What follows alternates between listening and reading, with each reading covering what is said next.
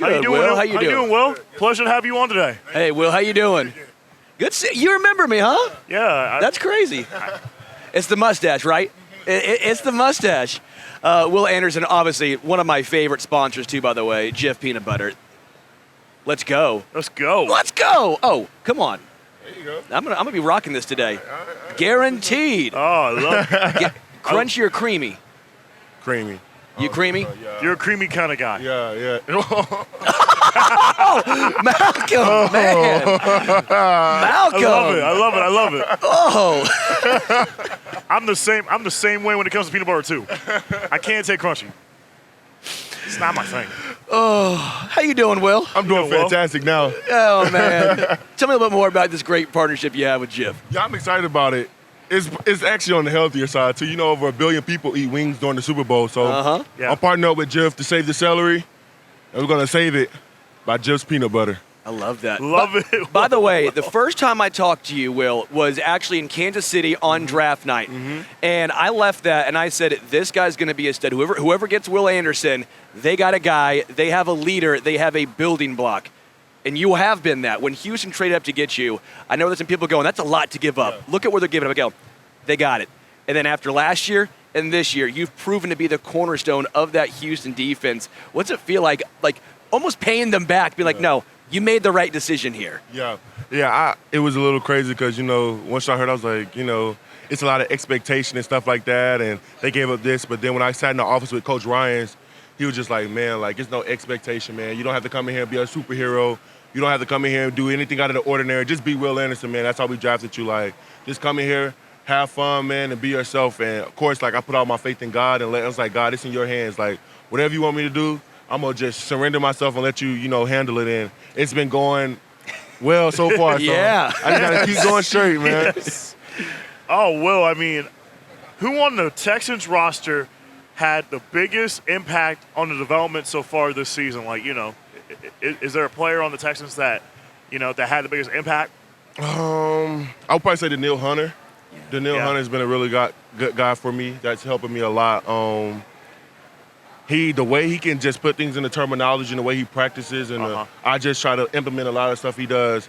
He's really consistent with getting to the quarterback and how he does it, and he'll go over to the side while offense is going and just work his hands and stuff like that. So that's one thing that I try to bring into my game. Yeah, Awesome. the entire defensive line of Houston is incredible, man. Yes. Danielle Hunter, obviously you, Danico Autry, Yep. Tim Settle. Yep. What's it like playing? It's almost like Bama all over again, right? It is. Where you have so many guys, you actually have an ability at times to get one-on-ones. Yeah. What's that like for you right there? Man, I would just start with off the field first. Those are the best group of guys I've ever been around. A bunch of selfless guys, and they could have did anything. I got to get this number. When I heard that, bro, I don't care about this or that, bro. I just want to see you ball. And when that starts spreading throughout the whole room, everybody could be free and everybody could go play their best. And then to play with them on the field and to see them cause havoc, I say our defense wouldn't be anywhere without those interior guys. Tim Settle, Foley, Danico Autry, Mario Edwards. Those guys cause havoc in the middle for a lot of offenses. And they open up a lot of stuff for me and Danielle, the back end and stuff like that. So, man, it's a special group, and I hope we can all stay together. Yeah. Man, well, I would love to ask you, in the NFL, defenses are always evolving. How do you work on adapting your game to stay ahead of the curve? Yeah, consistency. That's it, man. It's about what you do and doing it better. I think that's one thing, just talking to some of the greats like Danielle, Myles Garrett, all those guys, is you don't have to keep changing up. You don't need 50,000 moves. You don't need to go out there and, you just have to keep improving your game every year and making sure that you're getting better at exactly what you do. And so that's how you stay ahead of the curve and sacrificing more and more each year to get to where you want to be at. The Tank Dell injury was just horrendous, man. Yeah. Brutal, and we saw the emotion. Have you ever seen, because for us on the sideline, it was just so sad to see the emotion. C.J. Stroud, how long did that linger? Just that sort of brotherhood, and you see one of your guys goes down. Yeah. We were all in awe that he was even able to still hold onto the football. Just the amount of, what was that like being on the field and seeing that happen in front of you? It was a really sad day for us, man. Tank is our brother, man, and he's been in so much hard work to get back from all the things that he had last year, man, and to see all the hard work that he's put in, to see him doing really well this year, to see that happen, it just took a toll on all of us. But I think afterward we was like, bro, we just got to continue to do this for our brother. We know he would love to be out here, but we have this opportunity. Like, let's go put on for Tank now. Yeah. Oh, Will, I would love to ask you, can you describe a moment where you faced adversity, whether it was on and off the field, and how you overcome it? Yeah, I would say this year was a lot of adversity, man. This year was like a year where, like, I just had to put all my faith in God and let him lead me for real. Like, I missed all of training camp, you know what I'm saying? And then I started being good. Then I got a high ankle sprain and still, got double-digit sacks, top 10. And I'm like, bro, like, God, I don't know what you're doing, but I trust you and I believe in you. But it was just so much adversity coming through, and I just had to, like, stop and really just sit down and be like, God, it's in your hands. So, like, that's really how my game is just trying to go. Like, man, like, I can be free, I can be at peace because I don't do it for anybody else but him. You know what I'm saying? So Absolutely. It's been great. Willie, I'm a KC guy. I'm from Kansas City. I know. By the way, I do think a lot of the post-game talk was some of the clips were taken out of context. And I'm trying to tell people, but, fans, there are certain fans, they hear it and they're like, it fits my narrative, so it sounds like they're blaming the refs. Yeah. I'm like, they're not. And it wasn't on the refs at all. What was the intent of what I was saying was, Coach Ryan had told us all week, like, the refs, they're going to call it.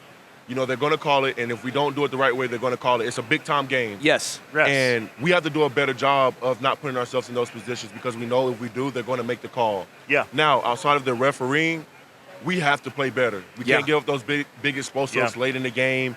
We have to do a better job, not letting them put points on the board and driving down the field and stuff like that and just being mentally sound and executing better. Those are things that lost us the game. Yeah. You know what I'm saying? And they took a lot of that stuff out of context and stuff because we never blamed the refs. No. Never blamed the refs. And as a captain, as a leader on this team, that's one thing that I always preach, like, it's on us. Yeah. We have to go out there and win this game. Like, it doesn't matter what nobody else is doing. We have to go out there and play and execute and play our brand of ball. Right. Just know, Will, I was in KC radio. I was making sure, I'm like, guys, this is out of context. I know a lot of people are going to not run with this, but I'm trying to push back for you guys. I'm pushing back. I'm like, I know Will wouldn't do that. You guys do somewhat now have a rivalry with Kansas City a little bit. Obviously it's Bills, it's Ravens, it's Bengals. That Bengals-Chiefs one's pretty. But, the Texans are now getting into that class past 2 years. First year exceeding expectations last year, this year making it to the playoffs. Injuries obviously played a huge factor for you guys. But are you also almost team anti-KC now? Man. No. I'm not trying to get you in trouble. I'm just trying to say, like...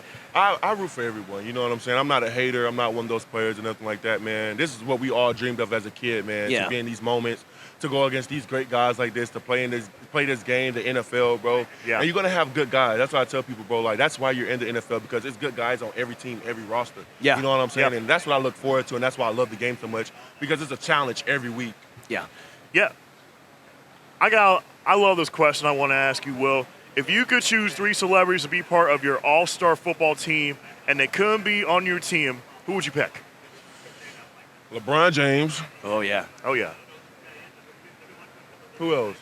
LeBron James. Oh, what's the Chandler Jones? That's the MMA. Oh, yeah. John Bones Jones, yeah. Who else? What's that one comedian's name? Y'all probably don't know him, but his name is Lavelle Crawford. Lavelle Crawford. Yeah. Wow. Because we need some funny. We gotta have somebody funny on the team. We can't all be serious. It's not you, Will? It's not me. Awesome, Will. Was Nick Saban the funny guy back there in Bama? He telling Nick Saban jokes? was actually a big joker. He was Seriously? a big joker. Yeah, he was. It was fun, man. Like, I love playing for Nick, man. Like, he'll have his little jokes here and there. I remember one time I got hurt, and they had me out for like a long time. We was on fourth quarter, and he looked at me and started laughing. He said, "How long is a low ankle sprain going to take for you to get back out here, Will Anderson?" He said, "I could get one right now, and I still be out here running." Oh yeah, I'm sure he would be. I'm sure he would be. Will. He's awesome, man. It was awesome. Obviously, we're here. We're here in New Orleans. Chiefs and Eagles. Yeah.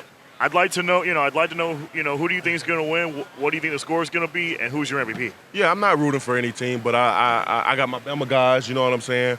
But when I look at games like this, I always look at the trenches. Mm-hmm. And they have both really great defenses and offenses, and Chiefs have a good offensive line. Eagles have a hell of a defensive line that I love watching. Jalen Carter, Nolan Smith, I know all those guys from Georgia. Yeah. Jordan Davis, and they gel really well together. Right. You know what I'm saying? So they're a physical front. They're going to knock you back. They get off blocks. They can get to the quarterback. So it's going to be a really good game. And, the Chiefs have a really good O-line. They've been playing together for a long time. So I'm excited to see the battle up front. Just when it comes to Joe Thuney kicking out to left tackle, Yeah. was part of that somewhat hard on you guys because you don't have a whole bunch of tape on him at left tackle? Yeah. He's done it sporadically, Yeah. but I don't know what that process is like trying to, roll tape and learn. Yeah, no, it was actually really good because we had got just enough tape on him, and he went against some really good guys. Yeah. To see how he really plays. And I think he went against T.J. Watt. He went against Myles Garrett, Nick Benito.